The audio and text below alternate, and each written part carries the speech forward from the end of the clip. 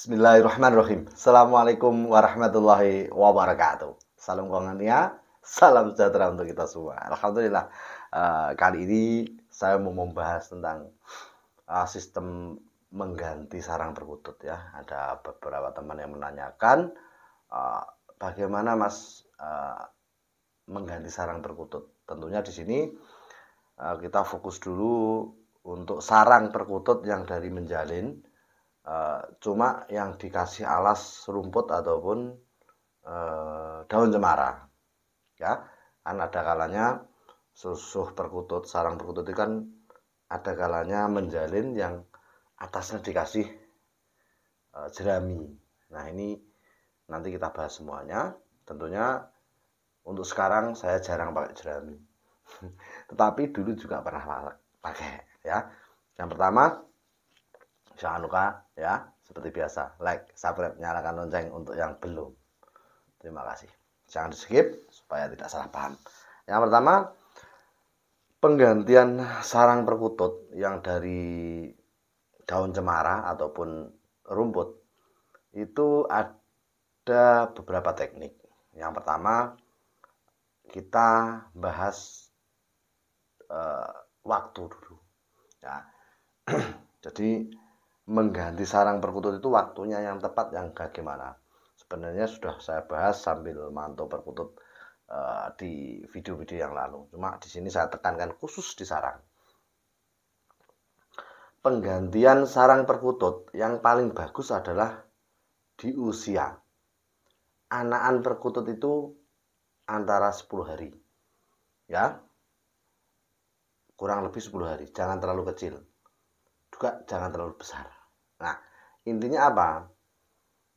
Penggantian sarang perkutut itu yang paling bagus adalah posisi anakan perkutut masih di sarang. Dan indukan perkutut juga masih mau ngangkrami. Nah, itu kurang lebih ya anakan perkutut ya umur segitulah ya. Jangan terlalu kecil. Ya memang kalau setelah menetas diingkrami. Cuma yang kita bahas adalah hal yang paling bagus, yaitu kisaran 10 hari. Nah, keistimewaannya apa? Manfaatnya apa? Satu, ketika kita mengganti sarang perkutut di umur perkutut, anakan perkutut sekitar 10 hari tersebut,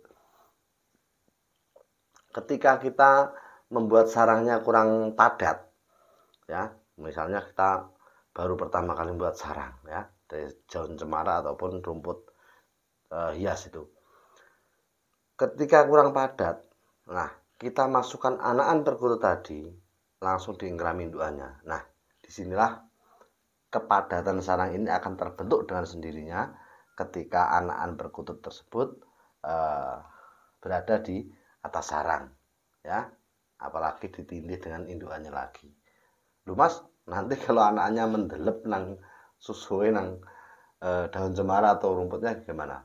Sepengalaman saya tidak, karena indukan juga paham betul.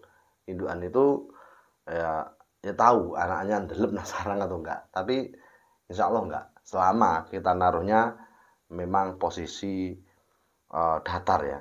Nah, posisi daun cemara itu datar ataupun rumput itu datar. Kecuali Anda naruhnya memang sudah nyungsep, ya itu lain lagi.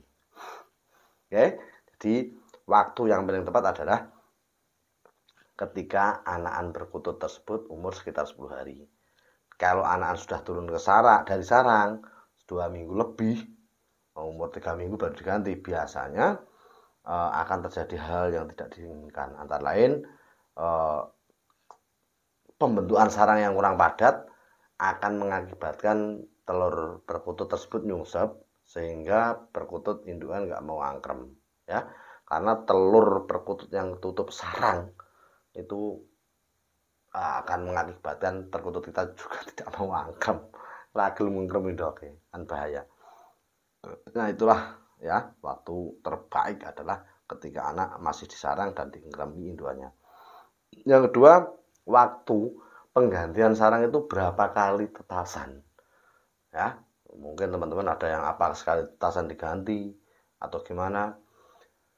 Kalau saya sendiri yang paling efektif adalah 3 kali, ya 3 sampai 4 kali itu diganti.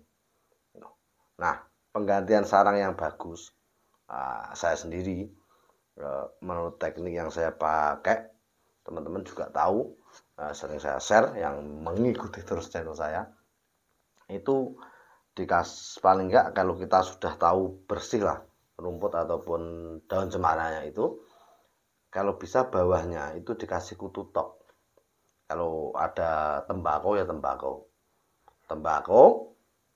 atau kutu tok, atau yang terakhir saya buat eksperimen adalah kapur barus. Ini ternyata juga bagus. Ya, jadi jangan semuanya ya. Salah satu saja. Kalau nggak ada tembakau ya kutu tok. Ini kutu tok itu merek obat kutu. Namanya kutu tok mereknya. Ataupun kapur barus. Nah, 3 jenis ini biasa Anda pilih salah satu untuk alas dasar sarang Anda, sarang perkutut Anda. Ya, jadi setelah menjalin atasnya ditaburin kapur barus yang sudah dihaluskan, jangan kapur barus utuh loh ya. Nanti kalau kapur barusnya utuh, Anda taruh di situ malah nggak mau angkrem karena baunya yang terlalu menyengat dan ada sesuatu yang menonjol di bawah. Ini juga akan menyebabkan perkutut kita susah angkrem ataupun angkremnya tidak nyaman. Nah, ini perlu diperhatikan. Oke. Nah, setelah Anda tabur jangan di atas, tabur bawahnya. Kalau kutu tok bisa kita taruh di bawahnya sambil ditabur bisa. Tapi kalau kapur barus atau tembakau ya, khusus kapur barus dan tembakau ini dikasih alasnya saja. Di alasnya. Lu Mas, nanti jatuh ke bawah nggak masalah. Ya, karena kita menghaluskan kapur barus kan nggak begitu halus bener kan, tetap enak peringkil-peringkilan ini, itu tabur saja. Setelah tabur, kasih sarangnya ataupun kasih tembakau, kasih sarangnya. Nah, trik yang saya pakai seperti ini, alhamdulillah sampai pergantian sarang lagi. Jadi 4 kali tetasan, 3 kali tetasan, kadang kebuacut masih 5 kali tetasan. Itu ternyata meskipun atasnya itu kotoran kutut banyak, daun cemara yang bawah yang mepet tembakau ataupun mepet kutu tok ataupun mepet kapur barus itu ternyata kering, teman. Ya, kering, bagus. Nah, disinilah kunci kunci pokok saya, mungkin jadi rahasia di peternakan saya, kenapa ya anaknya sehat-sehat ya, karena tidak eh, basah, sarangnya itu kering ya, meskipun atasnya ada kotoran. Namanya kotoran tetap encer, kotoran langsung keluar kering kan. Tetapi yang bawah itu saya juga sering keheranan, kok bisa ya, ternyata memang efeknya luar biasa ya, dari tembakau ataupun kutu tok ataupun kapur barus tersebut ya. Jadi pergantiannya itu sebenarnya tergantung teman-teman ya, bisa 3 kali, 4 kali, atau 5 kali. Lu Mas, nggak sekali produk diganti ya, ini ada yang menanyakan juga, ataupun 2 kali produk diganti. Sebenarnya seperti yang saya bilang kemarin, perkutut kita itu yang paham kita sendiri, bukan saya, bukan orang lain ya. Jadi memahami perkutut itu yang paling paham adalah ya kita sendiri pemiliknya.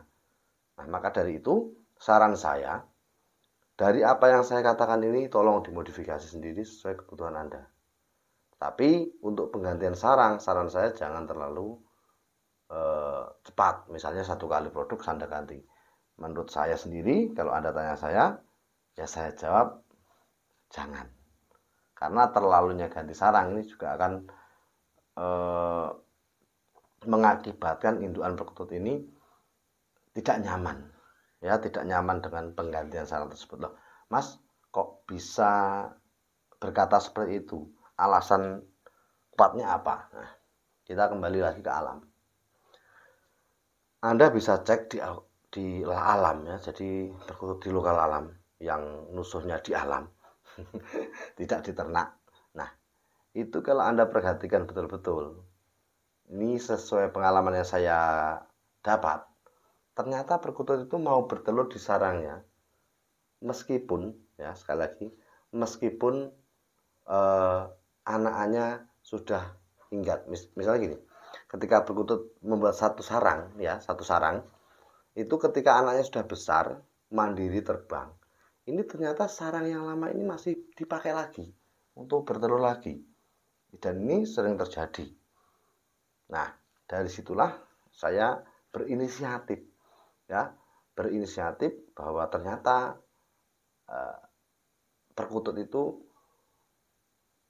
mau menepati sarangnya sendiri meskipun sudah dipakai dalam satu siklus reproduksi. Nah, disinilah yang saya buat pedoman. Kenapa tidak saya ganti dalam satu kali produk? Karena di alam pun mereka bersarangnya sistemnya ya pakai sarang lama.